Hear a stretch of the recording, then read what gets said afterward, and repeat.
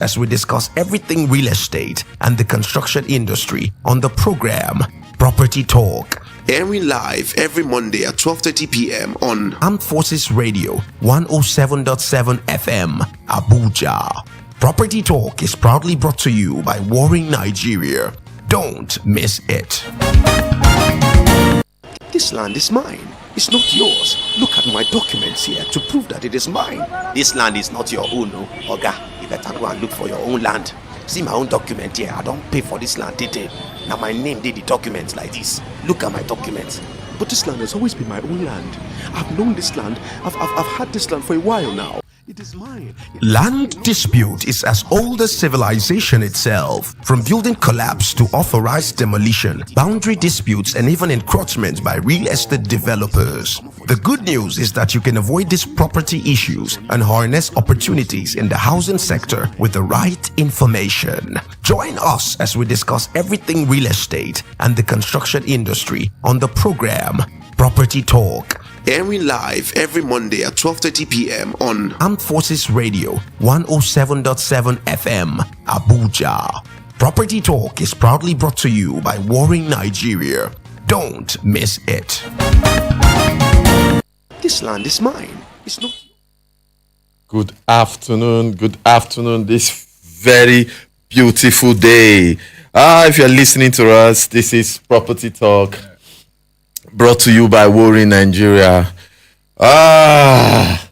It's a long waiting. So many people have been calling in. Oh, when are you starting? When are you starting? When are you starting? Yeah, we are here today again. It's your favorite show, as we said earlier, Property Talk. So if you are tuned in, please stay back and enjoying this insightful conversation that we're going to be bringing to your doorstep this morning. So I want to call those of us that are listening. If you are a client, you are developing a property, this conversation I want you to key in. If you're actually also an artisan, you are facing challenges on site, and you want to get more jobs, please stay tuned to this conversation. You are a professional in the building industry, engineer, architect, quantity surveyor. Please stay glued to this channel. Please stay glued, because this conversation will definitely profit and enlighten you the more. As I said earlier, this is Property Talk, brought to you by WORIN Nigeria. WORIN Nigeria is an acronym coined down from the short phrase workers in the neighborhood, and is a platform that connects those that actually need artisan and building professional in the building industry. So, and this program is always heard on Armed Forces Radio 107.7 every Monday by 12:30 on the dot. 12:30 on the dot. So I encourage you to follow this conversation. Every Monday we're always here to give you property talk matter. Today we're going to be talking, we're going to diversify. We're going to go practically on what has been happening on site. Yes, on site. And I want everybody to, if you're an artisan, if you are an engineer, I want you to tell us that problem you are facing on site. That problem you are facing on site. Yeah. That problem you are facing on site. And if you are a client too, you are developing a property and you have engineers and artisans and you're having some problem with them, please, we want you to state that problem so that everybody can actually learn from it. There's somebody once said, he said, every site have his own peculiar problems. Exactly. Every site has his own peculiar problem. And that's what we call politics in sites. That's what we call politics. Site politics. Just the way people say church politics, state politics and all that. We have site politics. And we want to talk about those problems that we often faced on site and how we're able to sail through it, how we're able to mitigate, how we're able to navigate through it and arrive into what the structure is or what the project is. Now, and if you've not been able to navigate through it, please, you can share. We can give you an advice on how to go about it and how to manage your site properly. And if, as I said earlier, artisan, they say the key people that give problem on site more is artisans. Artisans are true. Please come tell us your own quarter of your own part of the matter. So, first of all, introduce myself. I'm Engineer Philip Gwede, and with me today, anchoring today's program is Engineer Ola Phillips. We have Philip Square in the building this morning. He's an engineer too. He's an electrical engineer. I'm a civil engineer and I'm a builder too. I want to throw this to you this morning. Let me first of all say this to you this morning. When you were supervising a site some time ago, what are the experience you actually faced on site? Yeah. Quite interesting.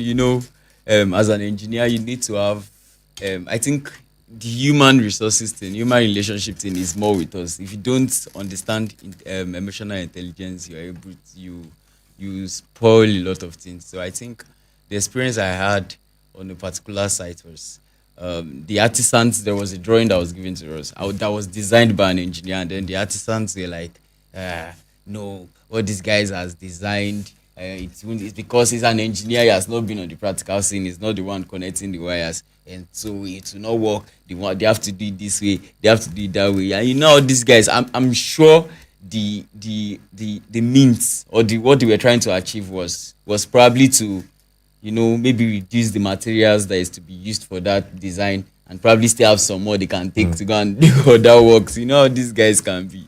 And I was like, no, you can't tell me. A drawing was given to the electrical engineer, and then from that drawing he was able to deduce an electrical diagram for the house. So I insisted that no, it's this design we are following. So, and at the end of the day, it worked, and it worked well.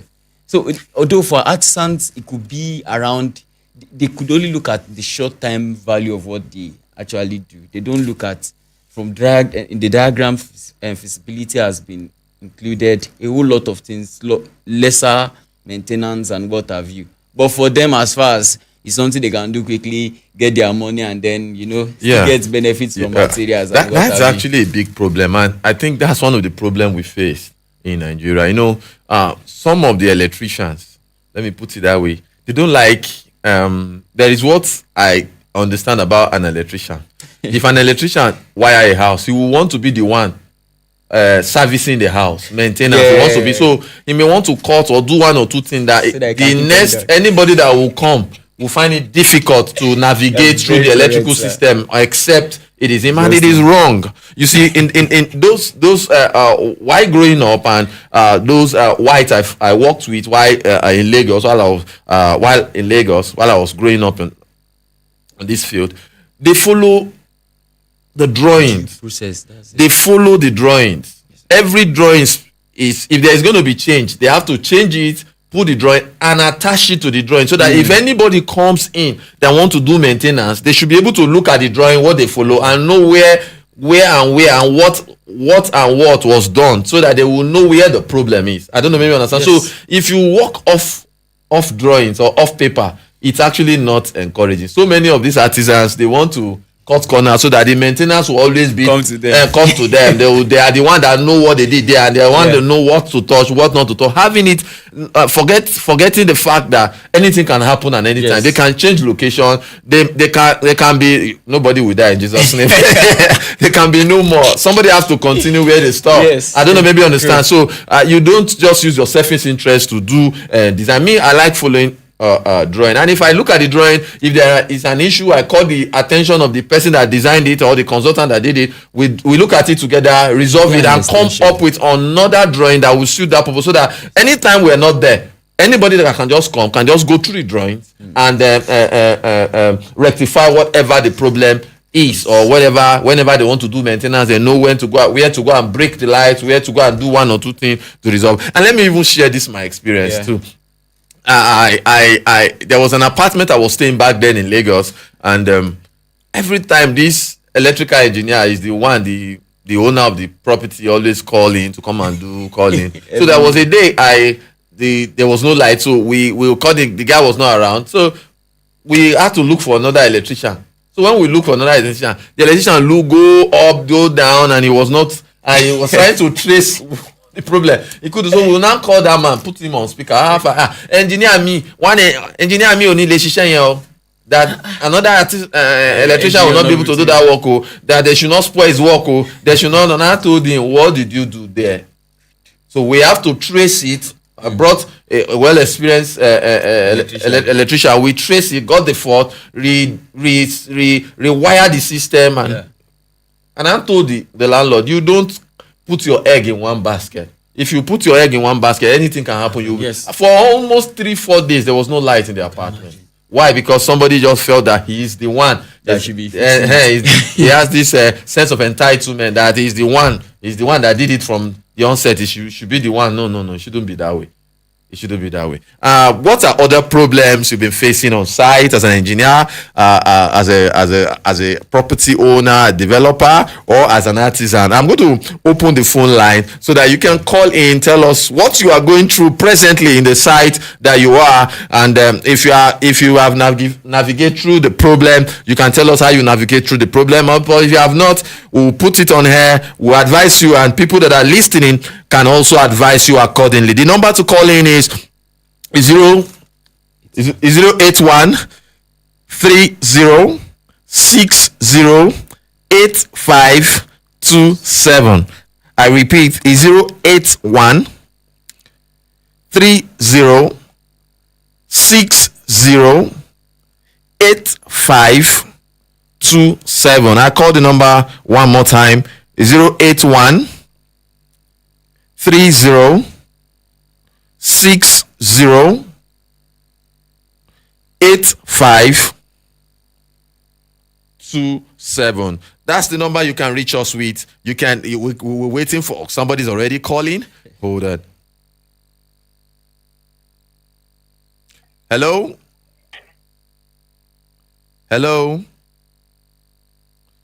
We lost this call. Please try and call back. The number to call and be part of this show is 081 30 60 8527. We are talking about the challenges we face on a daily basis on site. We are talking about the challenges you face as a building professional, as an engineer, as a QS, the challenge you're facing, and as an artisan too, the challenge you are facing on site. Okay, Hello. Good afternoon. Yeah, good afternoon. What's your name and where are you calling from, please? My name is Brother Dele. Come again? Calling from Karo. Brother who? Dele. All right, Mr. Dele, it's nice having you on the show this morning. You say you're calling from Karo. What is your contribution? What is the problem you're facing on site? Are you an artisan, or you are a building engineer, or you are... I'm an artisan. Okay, you're an artisan. Yes, I'm iron bender, sir. Ogadile, iron bender. Okay, tell us the challenge you're facing on site. The challenge is we are having problem with most of the engineers. Okay. The problem is in the part of materials.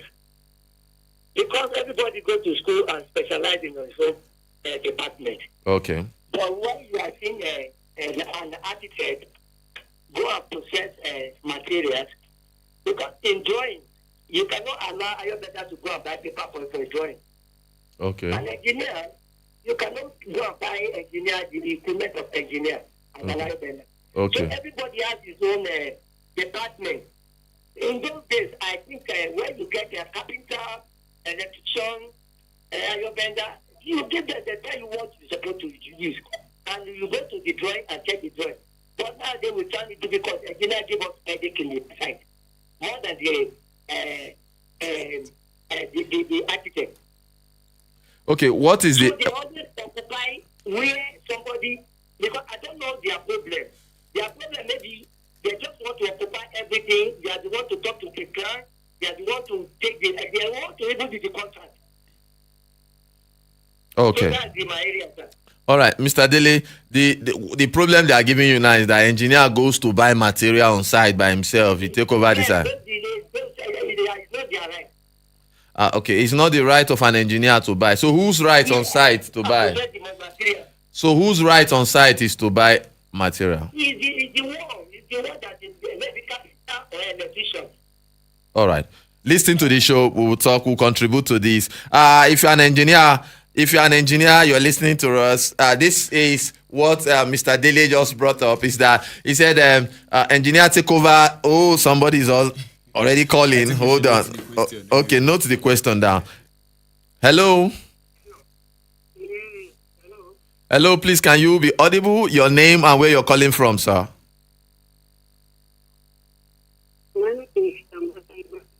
Come again. Hello. All right, please call back. We can't hear you. And when you're calling, please be audible so that everybody can listen to you. Okay, Mr. Dele said he's angry that engineer is actually the problem in his site. The engineer wants to do everything. And one of the things that he said the engineer is doing is that the engineer is prognosing in the purchasing of material. That if an iron bender wants to work with a material, he was supposed to be the one to buy the material. If a carpenter wants to use his material, he should be the one to oversee the buying of the material. Is this a challenge? Is the problem actually from the Mr. Dele or the engineer? Can you contribute to the show? But before anybody contribute, let me just say this. In a proper site, normally it shouldn't be an engineer buying material. It should be if it's a big site, yes. There is what we call a procurement person. Yeah. There's what we call a procurement person that goes to buy material, and a procurement person might be an engineer. Yes. A procurement person might be a QS. A procurement person can be a quantity surveyor. A procurement person can be most times is the duty of the quantity surveyor that is actually in charge of procurement. Yes. Yes. But there is every standard for every material you are to buy, and they are all there. And that is why before you go and buy any material, there must be specification of the material. Yes. As an iron bender, I tell them, in short, before I do a building, I know the kind of iron I want to use. If I'm going to use TMT, I'll specify the kind of TMT. Is it Monarch? Is it Royal TMT that I want to buy? But I look at it from my own view. It is not in the place. It is not in the place of the iron bender to go and buy material. Yes, you can take him along to go and confirm the kind of material. That's the problem we still face. In some clients actually wants to buy material. No, that's the issue. Now, I will make it a little bit broader for us. Some clients actually wants to be the one to buy material because of maybe the challenge they faced with some engineers. Some engineers quoted for a standard material, and when they give them money, they go and buy a substandard material just to get more money to their purse and all that. But to be honest, when you are buying a material as a client, it's not a bad thing to buy material yourself. In short, in most sites that I anchor and I find out that there is trust, or the client has a problem of he has this problem, he has experienced somebody theft before, somebody cheated, they want to do things by themselves. I encourage them to do that. But if you are doing that, make sure that you don't the standard of the material we give to you, you don't reduce it. And if you don't know those material, you either go with one of the artisan or the building engineer to go and vet the material that you want to buy. Is it the material we're looking for? Yes, this is the number you pay, and bring it to site. Not just go without the knowledge of okay, there was a site we were trying to erect. Okay, we have a call. Please don't hesitate to call back. We just missed your call. The number to call in and be part of this show is 081-3060-87-8527. I repeat, 081-3060-8527. 081-3060-8527. That's the number you can reach us with. We have a call. That's the number you can reach us with. Tell us the problem you are facing on site and how you've been resolving it. Hello, what's your name and where you're calling from, please? My name is Jonathan Simon. I'm calling from FCG Abuja, Bogolada Plaza area. Mr. Amos, right? No, Jonathan Simon. Mr. Jonathan, can you reduce the volume of your radio? Okay, sir. Or step aside. Okay, let me step aside. Okay. You've been listening to us and you heard what we are discussing about. What is your contribution in? Actually, you have talked a lot about engineering things like buying the materials. Most of the engineers face challenges like that. Are you an artisan or you're an engineer? engineering. What? Electrical engineer. You are electrical engineer. Are you an electrician or a registered electrical engineer? Electrician. Okay, you are an electrician. Okay, go ahead now. Okay. Actually, most of the challenges, even sometimes, I like works for someone according to his choice, because some challenges, some people don't understand what you are going to do then.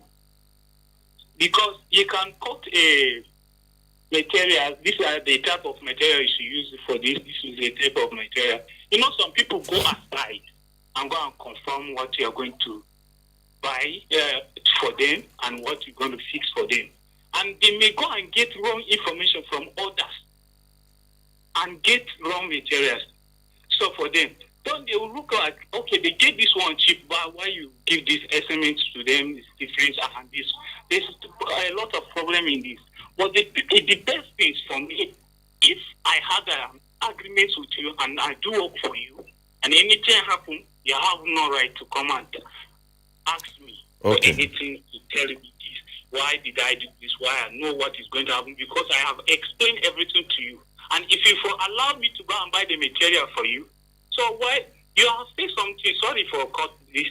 You have said something like, okay, some ownership things used to have a lack of trust, and yes, challenges facing from some engineers. They will give them money to buy standard material. They will cut it to make it for them.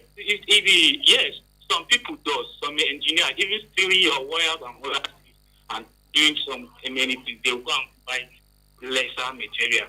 Yes, but you should be there, and if there is proper explanation for you, you should have the agreement with the engineer. All right. But me, seriously, in this place, let me just cut the story short so that I will not take over. Other people may like to contribute on it.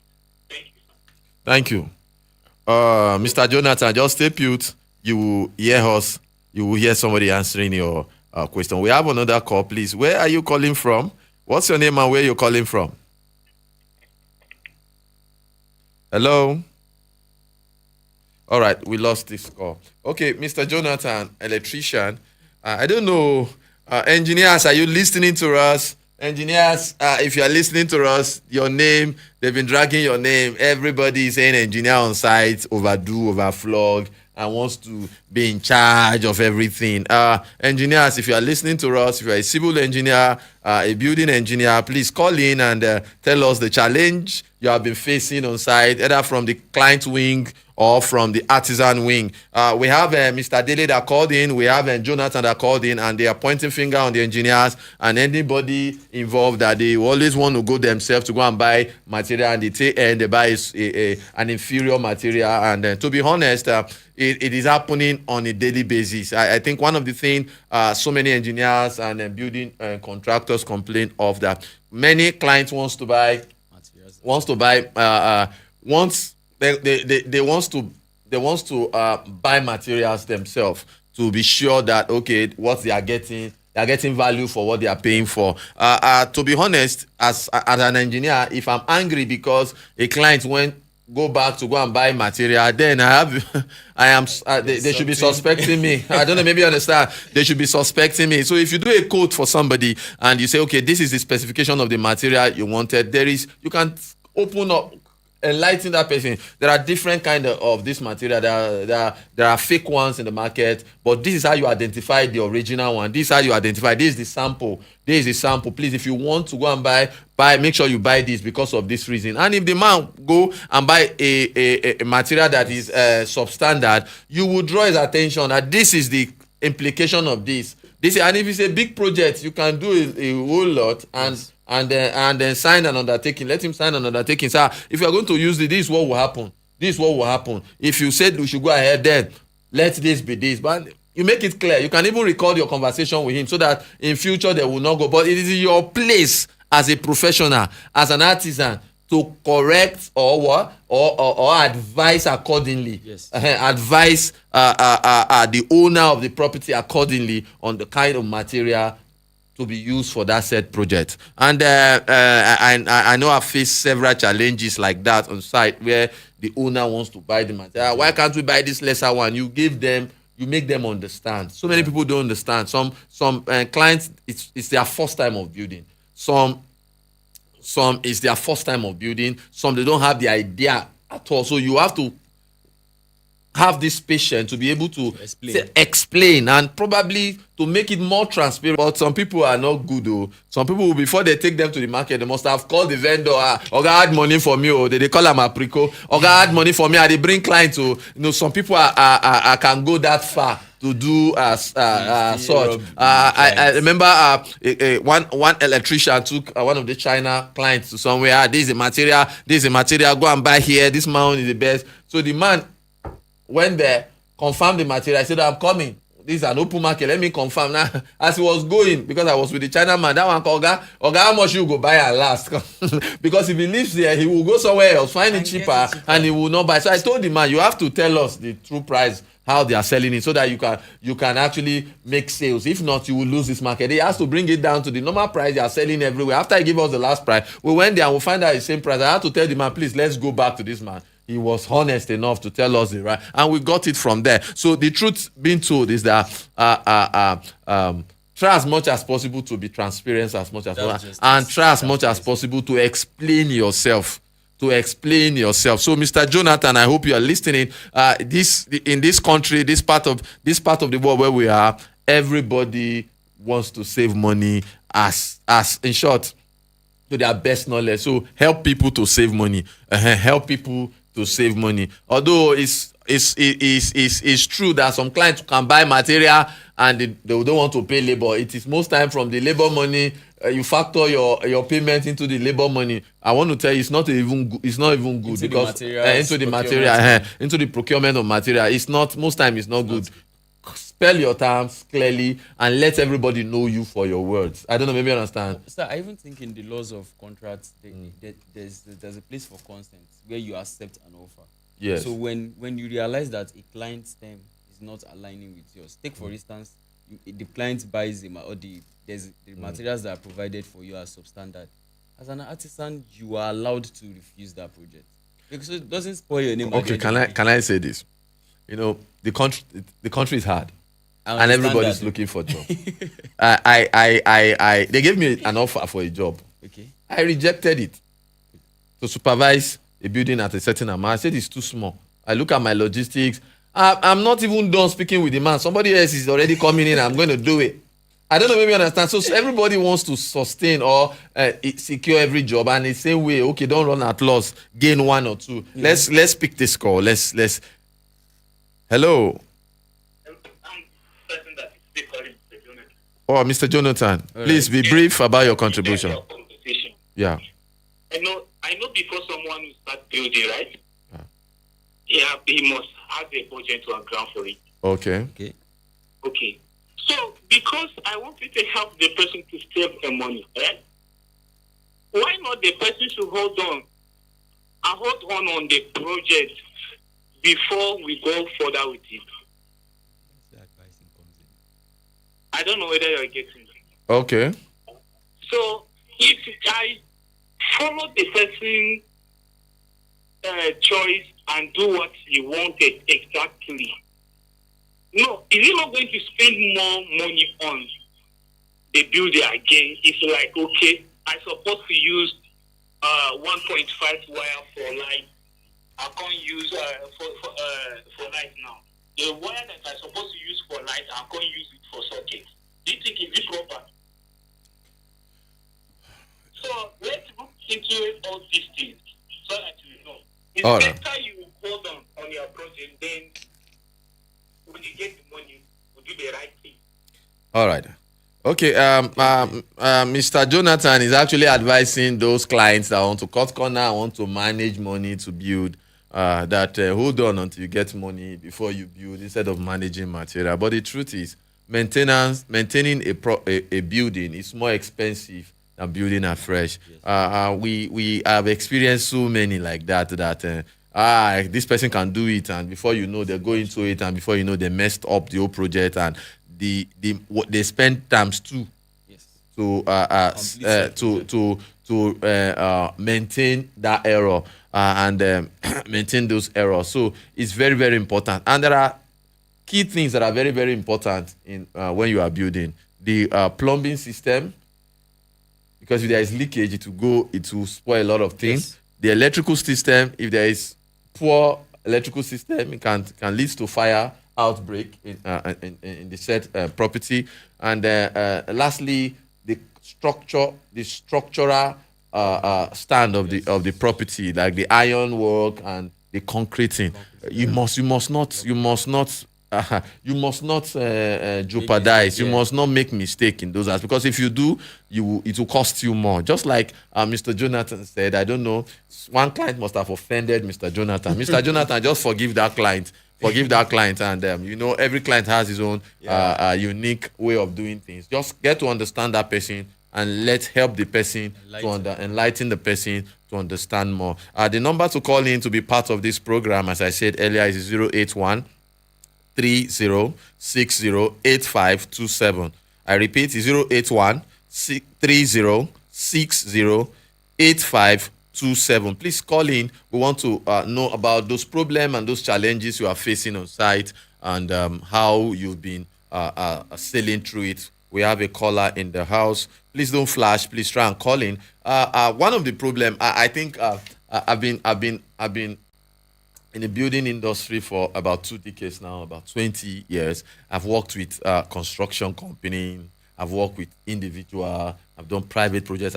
Presently, we are on our own, and we are doing it on our own. Now, what I've experienced so far is that there are so many people tussling to be recognized on site. You see artisan going back to go and meet, just like Mr. Dele. If Mr. Dele have access to the client, he will call the client. Yes. The engineer is giving us problem. Yes. He will want to hit the engineer on the leg. I don't know, maybe you understand. Let me pick this call. Hello. Yeah, good afternoon. Please, what's your name and where you calling from, please? My name is John. I'm calling from the Mr. John, nice hearing your voice this beautiful afternoon. Are you an artisan or you're an engineer? I sell building materials. Probably I'm selling cement, I'm selling blocks, I do sell peacekeeping too. So I have experience dealing with clients and dealing with engineers. The lot that you are discussing about who supply materials. So I just want to contribute my own quota based on my experience. Mr. John, go ahead. We can't wait to hear you. Go ahead. My own contribution is not about selling to company, but talking about selling to individual who build their own personal home. Maybe it's an estate land and they bought the land, or no estate that they bought the land higher engineer. Okay. One of the most important things that I see is that in all this kind of situation, at least let the engineer be in control.